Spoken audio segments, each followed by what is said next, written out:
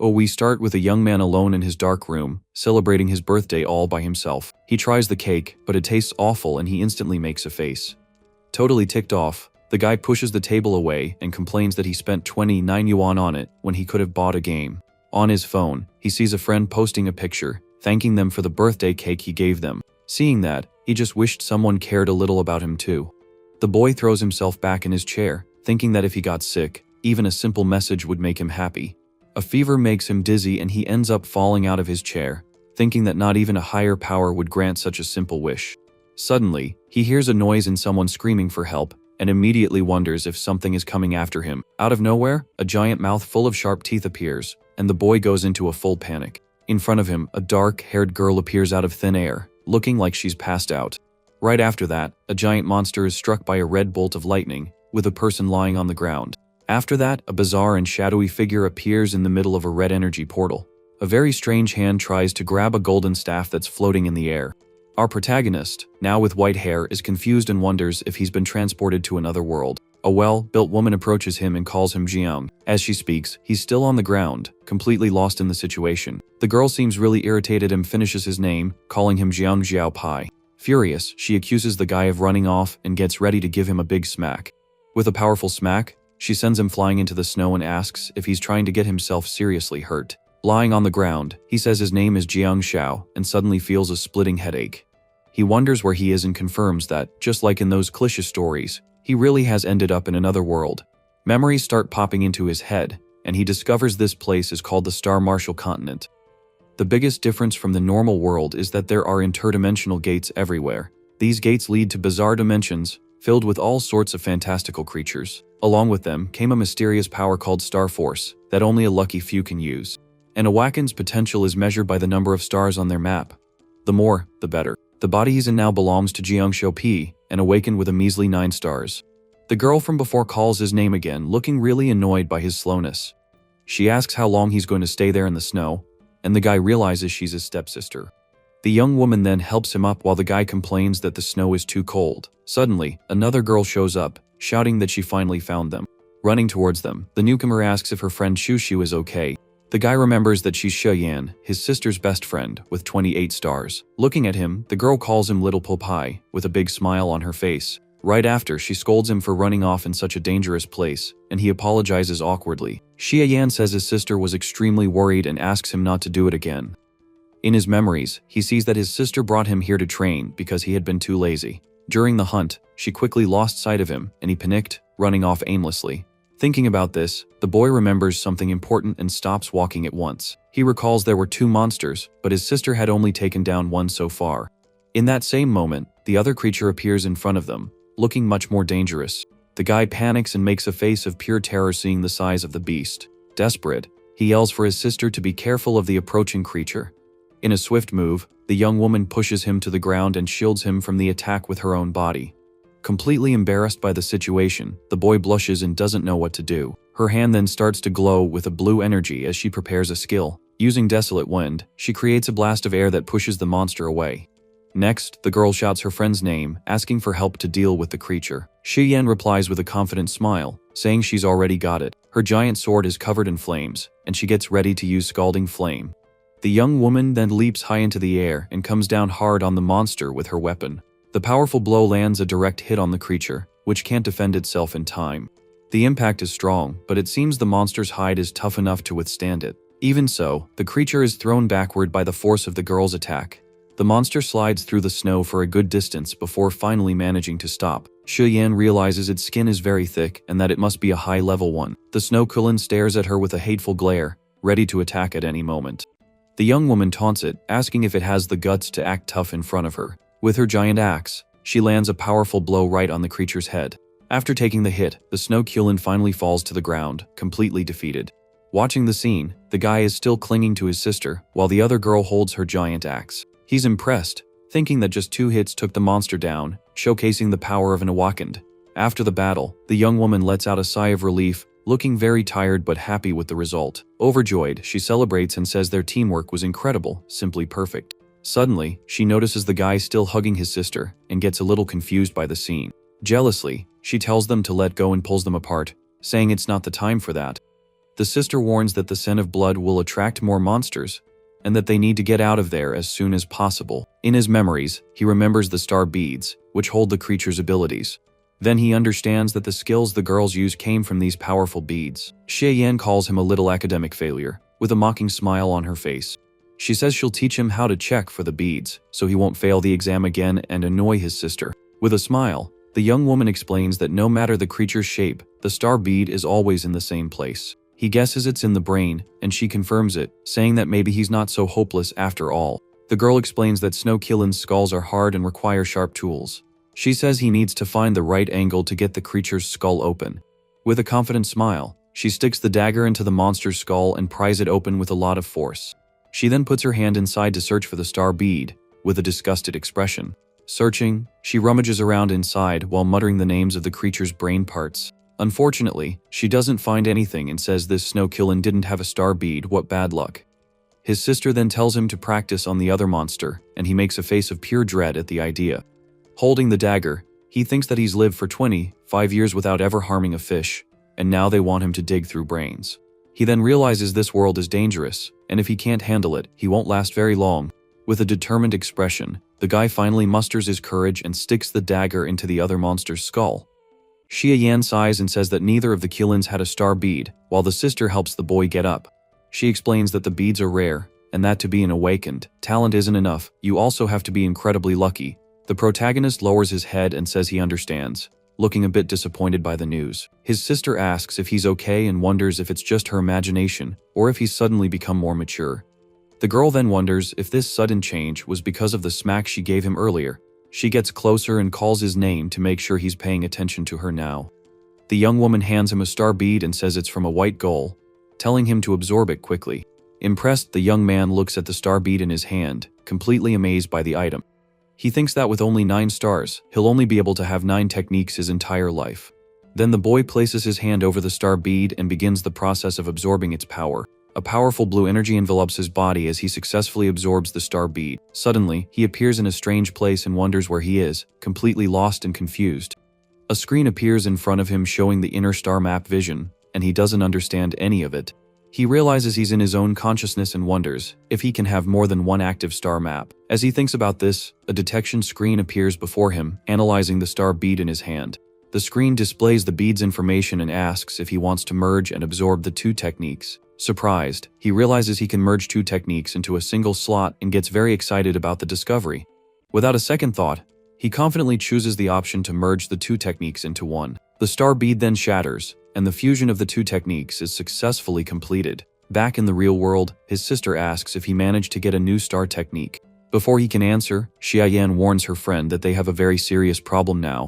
She says a hunting squad is coming their way, and the 3 of them go on high alert. On their uniforms, we see a detailed golden emblem, representing the group they belong to.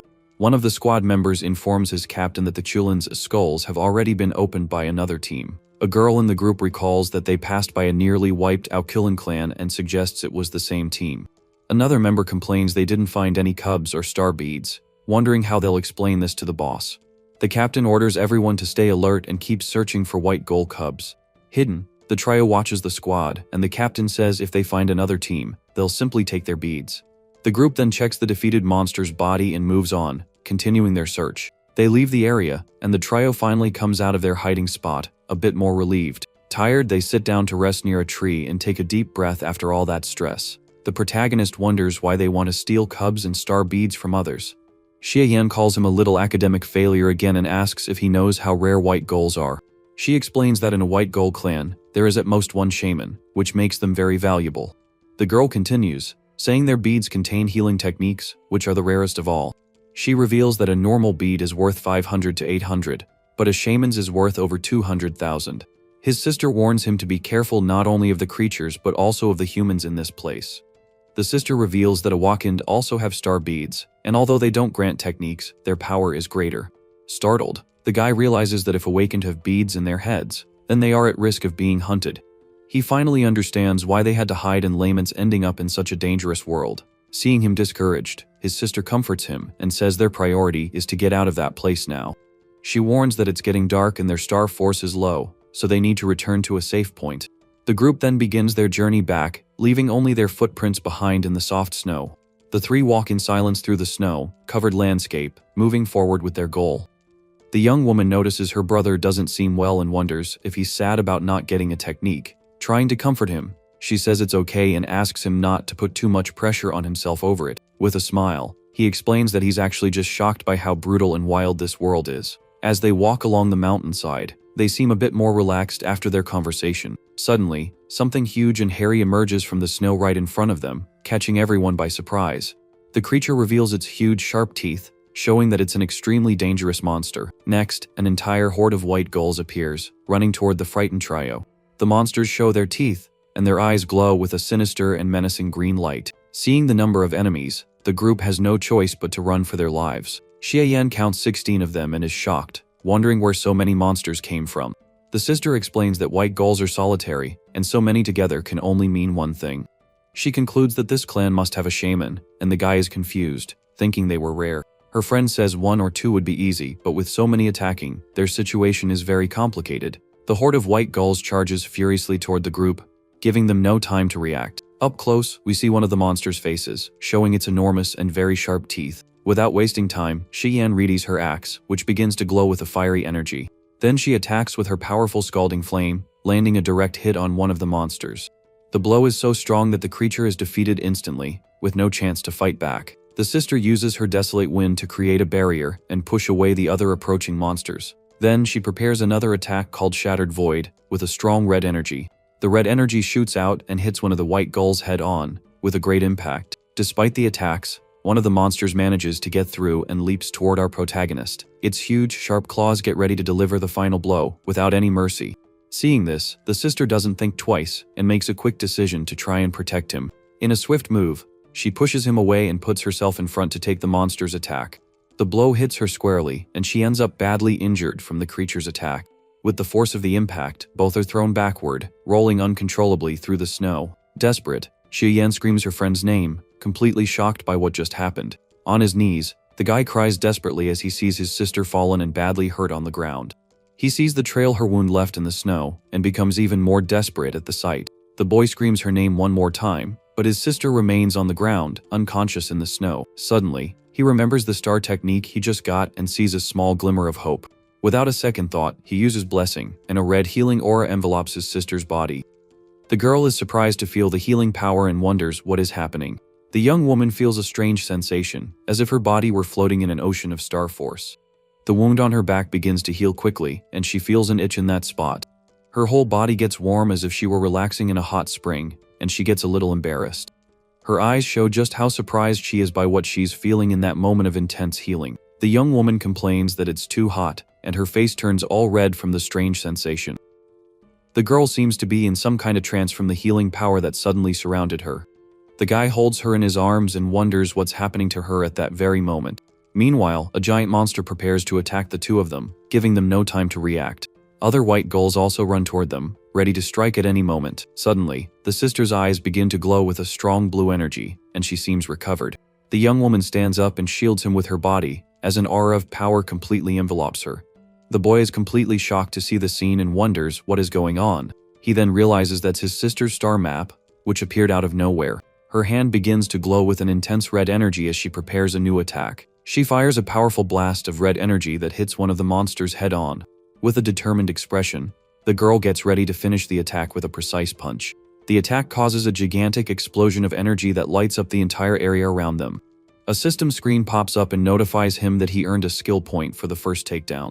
The guy is confused and wonders what a skill point is anyway. Xie Yan runs to her friend and says she's glad she's okay, looking very relieved. The sister scolds her and tells her to focus on the enemies, as a fiery energy appears in her hand.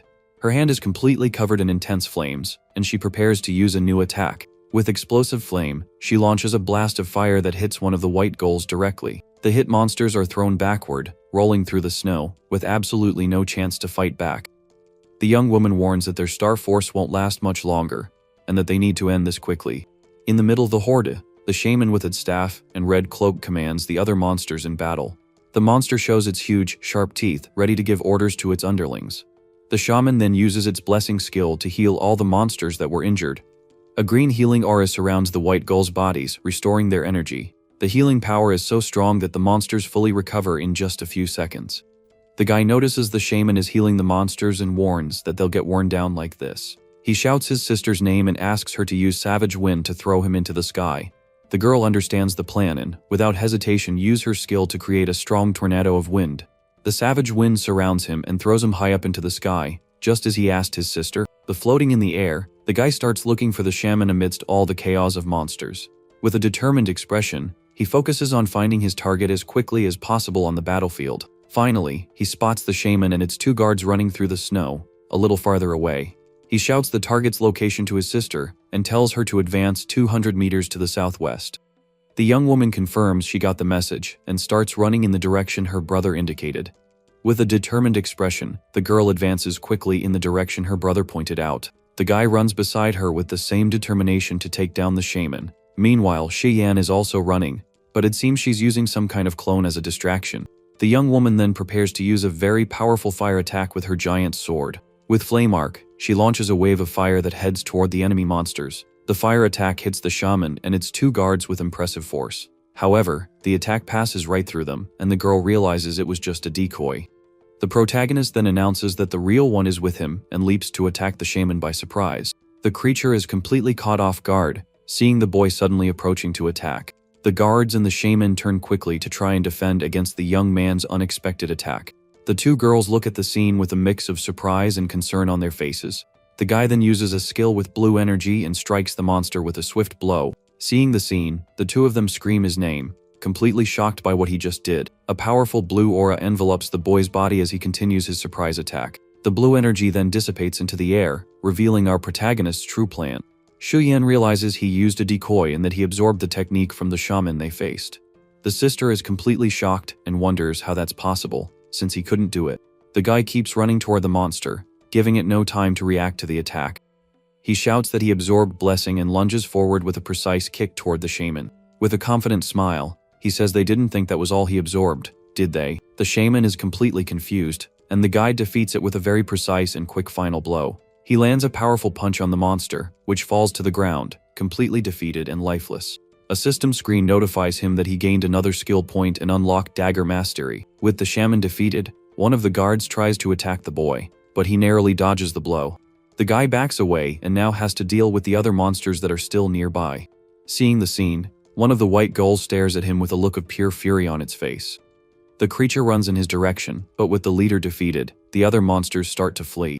The boy lets out a sigh of relief and says that was a close call. It almost didn't work. The 2 girls run up to him and worriedly ask if he's okay after all that. The sister then calls to him and asks him to explain what just happened. The guy doesn't know what to say and just nods his head, looking a little nervous. He asks to explain everything when they get to a safe place, and the 3 of them move on. Later, they make camp and light a bonfire to warm themselves from the cold of the dark night. The trio sits around the bonfire to rest and talk about the day's events. The sister comments that he got dual skills, and one of them is a medical type, which is very rare. The protagonist wonders why she's reacting this way, and if she shouldn't be happy about it. Xie-Yan asks if he understands what becoming a medical type awakened means for him. She explains that those who can absorb medical techniques, even weak ones, have a better chance of absorbing others. The girl says that attack types like her have no affinity for medical skills, no matter how talented they are. The guy is surprised and asks if it's not a good thing and if he won't become very popular now. With a serious expression, the sister says he doesn't understand what that really means for his future. She explains that the rules require 4 members per team, and everyone wants to have a healer in the group. A healer determines the team's endurance and survival, even if they only have one medical technique. The guy is shocked as he realizes the true implication of having become a medical type awakened. He understands that they are worried about him, as his aptitude is low and he has few stars. Since healers are rare, he will be forced to join dangerous missions as a tool. The sister then says that after they get back, he will go to school and become a doctor in a hospital. The boy is completely shocked and wonders if his path will only lead him to a hospital. Xie-Yan scolds her friend and says she's being overprotective and that he should decide his own future. The young woman replies that she understands that, but she still worries a lot about his well-being. The mood got pretty heavy after the fight, and his sister is over there, looking really down with a cup in her hand. Our protagonist realizes he made her worry and feels kind of guilty about the whole situation. Trying to change the subject, he says he's only 16 and doesn't need to worry about the future. Shi Yan then gets up and cuts the conversation short, telling them to check out what they got from the hunt. She tells the boy to go get some sleep, because the next day's training was going to be intense again. With a small smile, he thinks to himself that this is what it feels like to have someone genuinely care about him. The next day, the two of them are already on a snowy cliff, ready to continue their tough training. Out of nowhere, a huge monster with giant, sharp teeth bursts out of the ground to start some trouble. The boy begins his training while his friend shouts from a distance, just keeping watch over the camp. She yells for him to stop taking so many hits and to use his head, since he's much smarter than the beast. So the boy stands there, face to face with a giant, hairy monster that looks seriously dangerous. His friend promises that if he can just hold out for 30 seconds, she'll make him some warm tea. Even while breaking out in a cold sweat, the protagonist has a determined look on his face, showing he won't back down and will see the challenge through to the end.